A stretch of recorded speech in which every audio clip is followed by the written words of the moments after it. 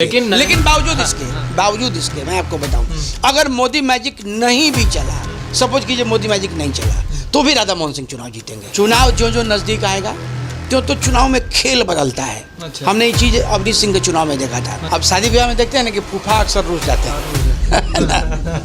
तो होता है, रूठने वालों को मनाने की कोई आवश्यकता हमको यहाँ नहीं दिख रही है। तो आज सुनील मणि तिवारी के होते हुए कोई दूसरा ब्राह्मण का नेता पैदा हो जाए, है ना, और उसके प्रभाव में लोग आ जाए, मुझे उचित नहीं लगता है। आप अपने लिए वोट मांगने जाइए तो समर्थन आपको मिलता है।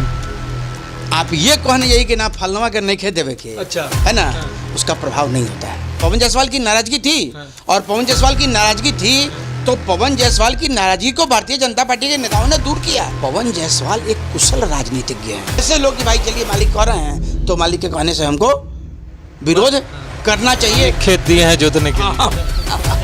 मालिक खेत दिया जोतने के। पूर्वी चंपारण लोकसभा सीट का चुनाव जो नजदीक आ रहा है तो कयासों का बाजार गर्म होते जा रहा है। कुछ लोग जो भाजपा के सिपाही थे, उन्होंने भाजपा के कैंडिडेट राधा मोहन सिंह के खिलाफ चुनावी बिगुल फूंक दिया है। उसका क्या इफेक्ट है, क्या प्रभाव पड़ेगा, क्या कुछ होगा नहीं होगा, इस पर बात करने के लिए मौजूद है हमारे साथ हमारे editor in chief Gyaneshwar Gautam ji. स्वागत है सर आपका। धन्यवाद। क्या चल रहा है पूर्वी चंपारण लोकसभा सीट पर? तमाम तरह की जो है भ्रांतियां फैलाई जा रही हैं, सोशल मीडिया पर पोस्ट आ रहे हैं, तरह तरह की खबरें आ रही हैं। ऐसा लग रहा है कि कहीं जो है एनडीए के जो उम्मीदवार है राधा मोहन सिंह वो कमजोर ना हो जाए। बहुत सारी बातें चल रही है, आपका क्या रहा है इस पर? देखिए, मेरा तो स्पष्ट रूप से ये मानना है, क्योंकि आप जब भी कोई चर्चा करेंगे तो चर्चा करने के पीछे कुछ आधार होना चाहिए। और आज के युग में जहाँ सारा डाटा आपके पास है, तो चर्चा जो भी हम चर्चा करेंगे उस चर्चा के पीछे कुछ न कुछ वैज्ञानिक आधार होगा। रही बात, देखिए, जब तक चुनाव संपन्न नहीं हो जाता है तब तक रूठने मनाने का दौर चलता है। अब शादी ब्याह में देखते हैं ना कि फूफा अक्सर रूठ जाते हैं तो होता है, कभी कभी ऐसी स्थिति होती है कि हमारी महत्वाकांक्षा है और हमारी महत्वाकांक्षा फलीभूत नहीं हो रही तो वैसी स्थिति में हम रूठ जाएंगे, और रूठेंगे तो हमारी कोशिश क्या होगी कि हम रूठे हुए हमको मनाया जाए। हालांकि रूठने वालों को मनाने की कोई आवश्यकता हमको यहाँ नहीं दिख रही है। देखिए, एक बात तो स्पष्ट रूप से समझ लीजिए, 6 विधानसभा हैं, गोविंदगंज, हरसिद्धि, कल्याणपुर, केसरिया, मोतिहारी और पिपरा, ठीक है। अब अगर आप पिछले चुनाव से इसको कंपेयर कीजिए, है ना, तो पिछले चुनाव में जहां आकाश सिंह को, हम शुरू करते हैं हरसिद्धि ये गोविंदगंज से, पिछले चुनाव में जहां गोविंदगंज से आकाश सिंह को वोट आया था 33,900, वहीं पे राधा मोहन सिंह को वोट था 93,125। मतलब गोविंदगंज विधानसभा का ये पिछले लोकसभा का डाटा है। अब मुझे ये बताइए कि गोविंदगंज जो है, गोविंदगंज ब्राह्मण और भूमिहार बहुल क्षेत्र है। सुनील मणि तिवारी, वहाँ से सुनील मणि तिवारी हैं जी।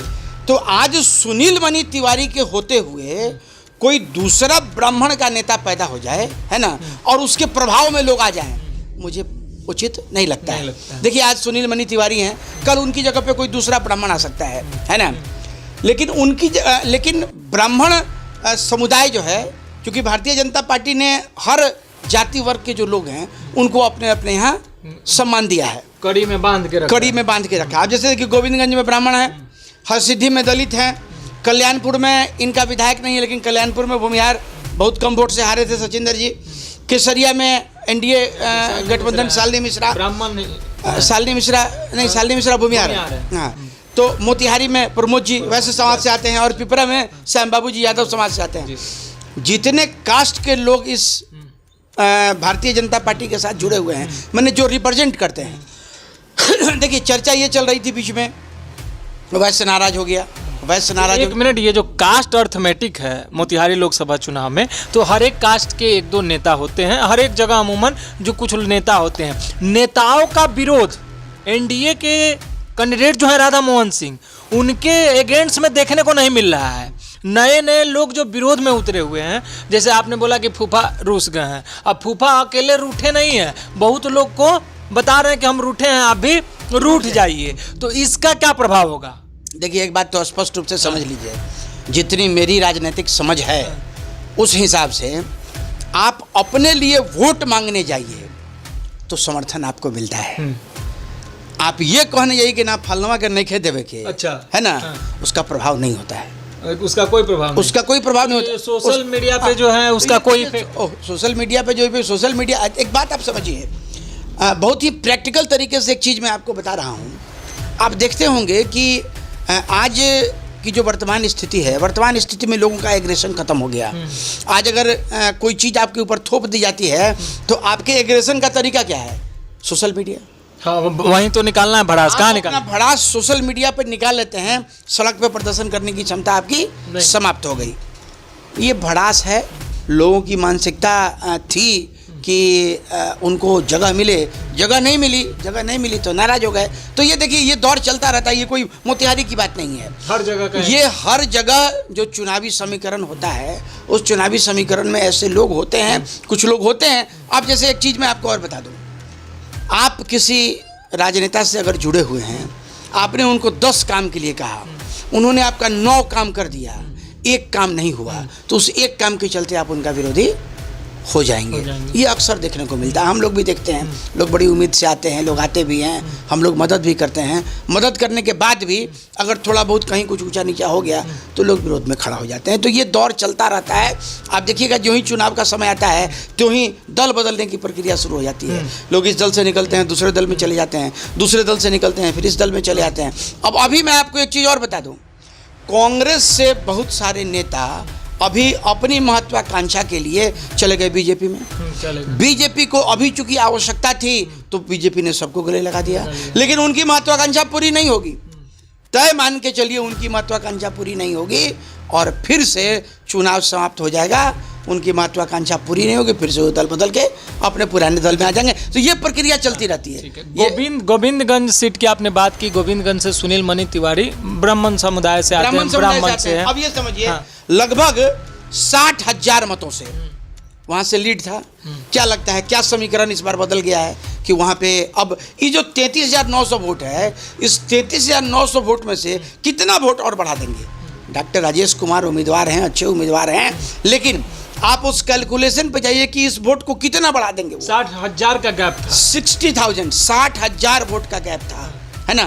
अगर बहुत पाटेंगे तो ये 50,000 हो जाएगा, है ना, और उधर से 15-20 हज़ार घट जाएगा। यही होगा, यही हो सकता है। इससे ज़्यादा कुछ नहीं होगा। नहीं होगा। अच्छा, अब आप आगे बढ़िए, हरसिद्धि में आ जाइए। हरसिद्धि में 52,486 मत था आकाश सिंह को। अच्छा, पिछली बार राधा मोहन जी को 88,701 मत था। मतलब लगभग 30। यहाँ भी 30-32 हज़ार का लगभग फासला दिख रहा है। कैसे पाटेंगे? हरसिद्धि में देखिए, हरसिद्धि के साथ क्या है, ये हरसिद्धि में जैसे हमारी हरसिद्धि के कुछ लोगों से बातचीत होती रहती है। पिछले दिनों हम गए भी थे हरसिद्धि में। हरसिद्धि में यादव वोटों की संख्या बहुत नहीं है, वहाँ दलित वोटों की संख्या है।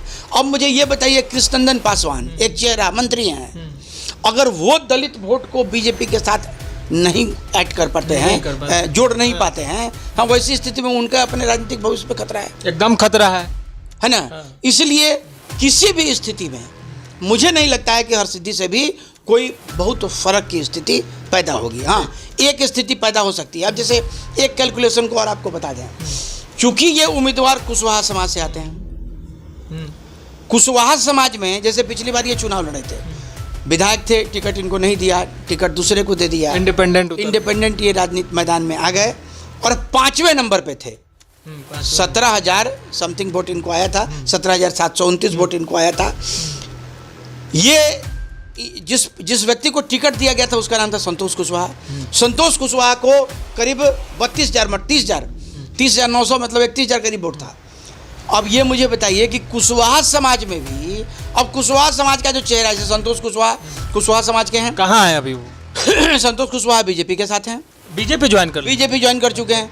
रामशरण यादव बागी के तौर पे चुनाव लड़े थे, 18,904 वोट उनको था। कहाँ है वो भी बीजेपी के साथ हैं। अच्छा। महेश्वर सिंह 18,756 वोट था उनको, ठीक है, वो कहाँ है अभी? वो भी बीजेपी के साथ हैं। ये मतलब ये सब बीजेपी, ये सारे लोग बीजेपी के साथ हैं। जात की बात हो रही है, समझिए चीज। अब इस कैलकुलेट, ये मैंने आपको केसरिया की बात बताई। तो कुशवाहा समाज अगर एक तरफ हो जाए, कंप्लीट मान लीजिए कि एक बग हो जाए कुशवाहा समाज के, नहीं हम डॉक्टर राजेश को ही वोट देते हैं, है ना, तो दूसरे समाज के जो लोग हैं, दूसरे समाज के जो नेता हैं, ऐसा नहीं है कि भारतीय जनता पार्टी में कुशवाहा समाज के लोग नहीं हैं, है ना। संतोष कुशवाहा कुछ ना कुछ तो कुशवाहा को लाएंगे, डाइल्यूट करेंगे। संतोष कुशवाहा हो या रामशरण यादव हो, ठीक है, क्योंकि कुशवाहा यादव अभी ये कॉम्बिनेशन लोग मान के अपना चल रहे हैं। तो मुझे ये बताइए कि अगर ये लोग अपने समाज के वोट को बीजेपी के साथ नहीं जोड़ पाते हैं, क्योंकि अभी तो बूथ वाइज निकल जाता है ना कि बूथ पे कितना वोट हमको आया, वो पूरा इलेक्शन डाटा एनालिसिस आता है। तो वैसी स्थिति में इन लोगों का भी तो समीकरण, इन लोगों की भी तो जो राजनीतिक स्थिति है वो स्थिति आने वाले समय में कमजोर हो जाएगी। साफ तौर पे कहा जाएगा टिकट के लिए जाएंगे कि लोकसभा में तो लीड दिए नहीं और टिकट बात समझिए। कुशवाहा, भारतीय जनता पार्टी ने सम्राट चौधरी को उप मुख्यमंत्री बनाया, बिहार भाजपा का अध्यक्ष बनाया, वो भी कुशवाहा समाज से आते हैं, तो क्या कुशवाहा उनके नाम पर वोट नहीं करेंगे? ये दावा उपेंद्र कुशवाहा तो बहुत तरह के चेहरे हैं। अब जैसे हरसिद्धि में दलित वोट है, चिराग पासवान बड़ा चेहरा है, जीतन राम मांझी बड़ा चेहरा है, सभी एनडीए के घटक हैं, सब लोग आए थे, उन्होंने अपने चलिए बड़े नेताओं की बात छोड़ दीजिए, मोतिहारी के कुछ नेताओं की हम बात कर लें।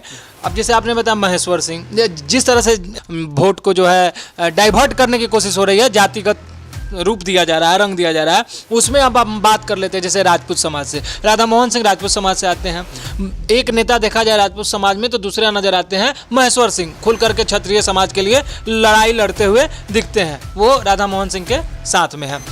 अब बात करते हैं वैश्य समाज की।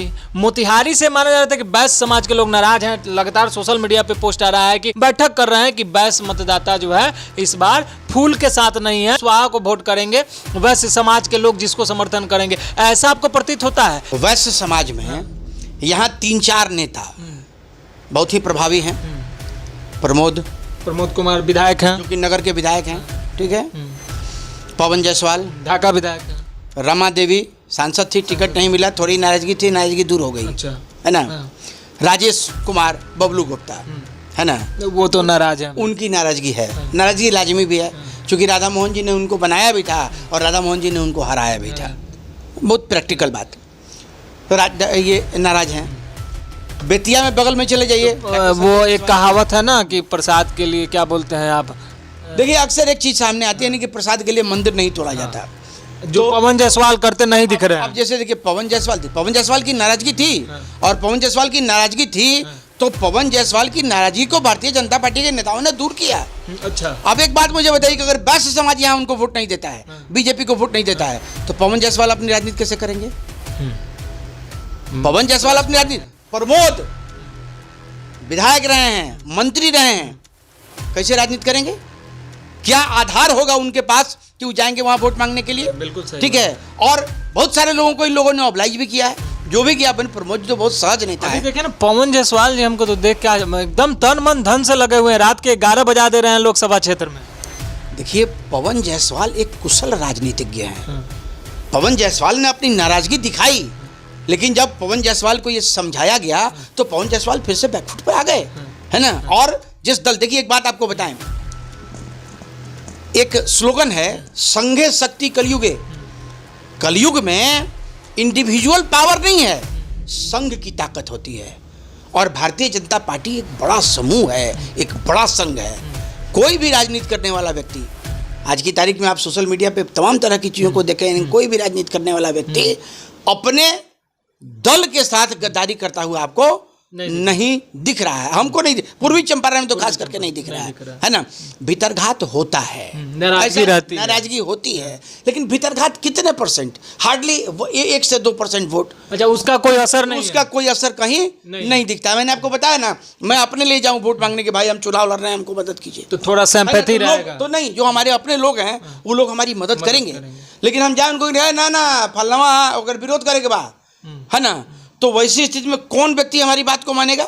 जो हम पे आश्रित है, डिपेंड है। अच्छा। जो हम पे आश्रित है, वैसे लोग कि भाई चलिए मालिक कह रहे हैं तो मालिक के कहने से हमको विरोध करना चाहिए। खेत दिए हैं जोतने के लिए मालिक खेत दिया जोतने के लिए, तो वैसी स्थिति आ सकती है। अब जैसे हम चर्चा कर रहे थे तो हरसिद्धि की बात, कल्याणपुर, ठीक है, कल्याणपुर से बहुत मजबूत चेहरा है सचिंदर जी।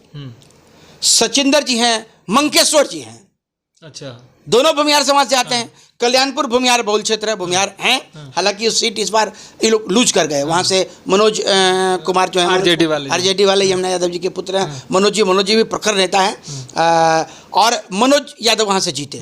तो क्या सचिंदर सिंह अपनी कैपेसिटी में बीजेपी को वोट नहीं ट्विस्ट कराएंगे?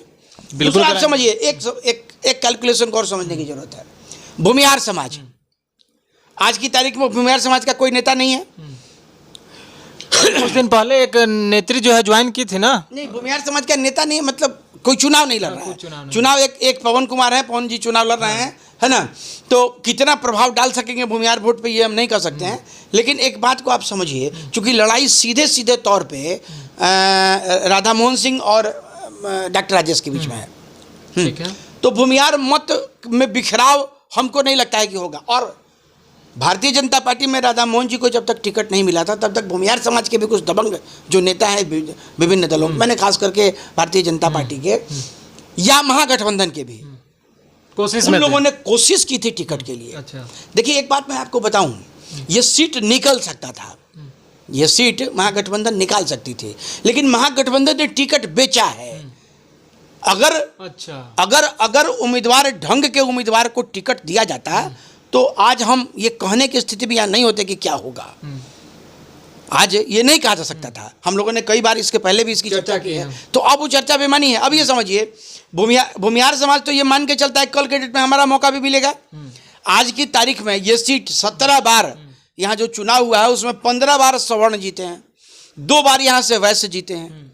कोई नहीं चाहेगा कि ये जो सीट है, ये सीट कुशवाहा समाज के हाथ में जाए। मेन बात यही, बहुत प्रैक्टिकल बात है। तो भूमिहार का वोट जो है, भूमिहार समाज का वोट कमो बेस मुझे लगता है कि 10% नाराजगी किसी की हो सकती है, लेकिन मजबूरी में भी लोग वोट करेंगे तो वोट राधा मोहन बीजेपी को करेंगे। कल्याणपुर केसरिया की स्थिति देख लीजिए, केसरिया में शालिनी मिश्रा की प्रतिष्ठा दाव पे, और सिर्फ शालिनी मिश्रा ही नहीं, संतोष कुशवाहा की भी प्रतिष्ठा दाव पे, क्योंकि वहां से चुनाव लड़े थे भाजपा के साथ। हाँ, ठीक है, अभी भाजपा के साथ है। रामशरण यादव की प्रतिष्ठा दाव पर है। महेश्वर सिंह देखिए, महेश्वर सिंह को तो ऐसे भी राजपूत समाज में महेश्वर सिंह की छवि है, दबंगता के साथ वो अपने समाज के साथ खड़े रहते हैं। तो एक राधा मोहन जी भी राजपूत, महेश्वर सिंह भी राजपूत, तो वहाँ से वोट इधर उधर होने का कोई सवाल नहीं था। अब आइए मोतिहारी, वैश्य बहुल क्षेत्र, क्या करेंगे प्रमोद जी? वोट मांगेंगे राधा मोहन सिंह के लिए, और क्या करेंगे? एक फैक्टर यहाँ काम कर रहा है, देवा गुप्ता। अच्छा, तो देवा गुप्ता अगर खुद के लिए वोट मांगे तो वोट समझ में आता है, कुछ समझ में आता है। प्रीति जो मेयर है यहाँ, वो अगर अपने लिए वोट मांगे तो समझ में आता है, लेकिन वो वोट को शिफ्ट करा देंगे, वो भी इसकी तरफ, कुशवाहा की तरफ, मतलब मुकेश सहनी की तरफ, ये मुझे नहीं दिखता है। अब आइए पिपरा।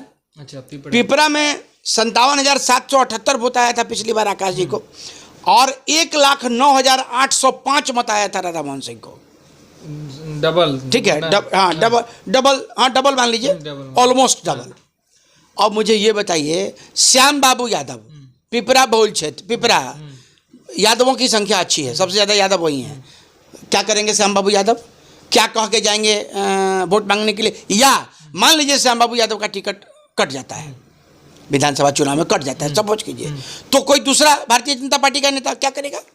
देखिए, लोकसभा का जो चुनाव होता है ना, उसमें जो लोग भी आने वाले विधानसभा में उम्मीदवारी अपनी जताते हैं, प्रयास तो सब करता है ना। एक विधानसभा से 10 लोग प्रयास करते हैं कि हमको टिकट मिल जाए, टिकट किसी एक को मिलता है। लोकसभा में अपना एक्टिवनेस दिखा, लोकसभा में उनका जो परफॉर्मेंस है वो परफॉर्मेंस काउंट होता है। देखिए, ये सारी चीजें महागठबंधन के साथ भी है। अच्छा, ऐसा नहीं कि महागठबंधन के साथ नहीं है, लेकिन यहाँ राधा मोहन सिंह का पलड़ा भारी नहीं, ज्यादा भारी दिखता है। अब एक और चीज मैं बात कर लूँ, बहुत समय बहुत कम है, कास्ट अर्थमेटिक की बात हो गई। अब ये तमाम जातिगत बातें चल रही हैं।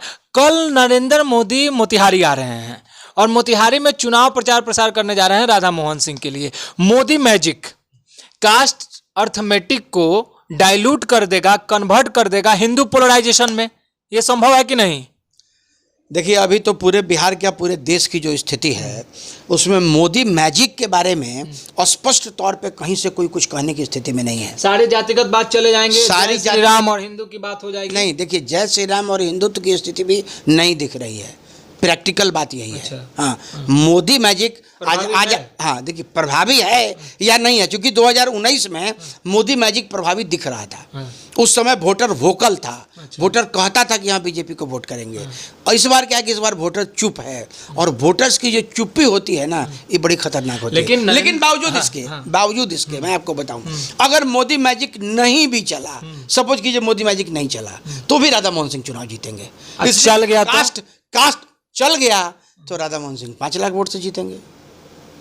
मतलब तमाम तरह के विरोध नहीं चला अगर मोदी मैजिक, सपोज कीजिए मोदी मैजिक नहीं चला, है ना, बावजूद इसके 1 लाख से ऊपर मतों से जीतेंगे लेकिन राधा मोहन सिंह का जीतना हमारे अपने कैलकुलेशन के हिसाब से हो सकता है हमारे इस वक्तव्य से बहुत सारे लोग डिफर भी करते हो, लेकिन मेरा अपना मानना है कि एनडीए मोतिहारी का जो सीट है, मोतिहारी के सीट पे कहीं कोई लड़ाई मुझे नहीं दिखती है। और अब एक बात समझ लीजिए, चुनाव जो नज़दीक आएगा क्यों तो चुनाव में खेल बदलता है। अच्छा। हमने ये चीज़ अवनीश सिंह के चुनाव में देखा था। अच्छा। अवनीश सिंह एक नॉर्मल तरीके से चुनाव प्रचार करते रहते थे, है ना, और जब चुनाव नज़दीक आता था तो उनका जो प्रचार का रफ्तार था वो अचानक 5 गुना बढ़ जाता था। अच्छा। उस समय सारे खेल चलते थे, साम दाम दंड भेद, कौन नाराज है, कैसे है, किसको पैसा दे के मनाना है, किसको दारू पिला के मनाना है, किसको जबरदस्ती मनाना है, किसको धमका के मनाना है। तो ये सारी प्रक्रियाएं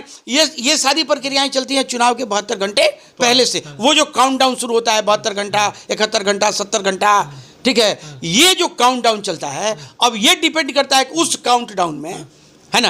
अच्छा, दूसरा राधा मोहन रूठे हुए फुफाओं की संख्या जो अधिक है वो कहीं 72 घंटे अधिक है, उंगली पे गिनने वाले कुछ लोग हैं।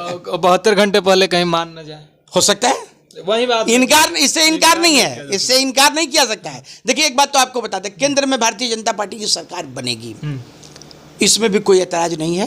हो सकता है कि सीटों की संख्या घटे। अगर मोदी मैजिक चल गया तो 400 पार का नारा इनका पूरा हो जाएगा। और अगर मोदी मैजिक नहीं चला, क्योंकि मोदी मैजिक दिखता नहीं है, अभी नहीं दिख रहा है, लेकिन मैजिक है, मैजिक दिख जाए तो मैजिक क्या, अच्छा, दिख जाए तो मैजिक क्या, है ना। तो अगर मोदी मैजिक चल गया फिर तो 400 पार, नहीं चला तो भी 272, नहीं मान लीजिए ठीक है भारतीय जनता पार्टी, हम लोग का भी अपना आकलन है कि भारतीय जनता पार्टी को 250 सीटें करीब आनी चाहिए अपने बूथे पे, भारतीय जनता पार्टी को। उसके बाद एलीज को मिला दीजिएगा तो भी 50-60 को वोट होगा ही उसका, तो सरकार तो बीजेपी की बनेगी। अच्छा। है ना, उसमें कहीं कोई दो राय नहीं है।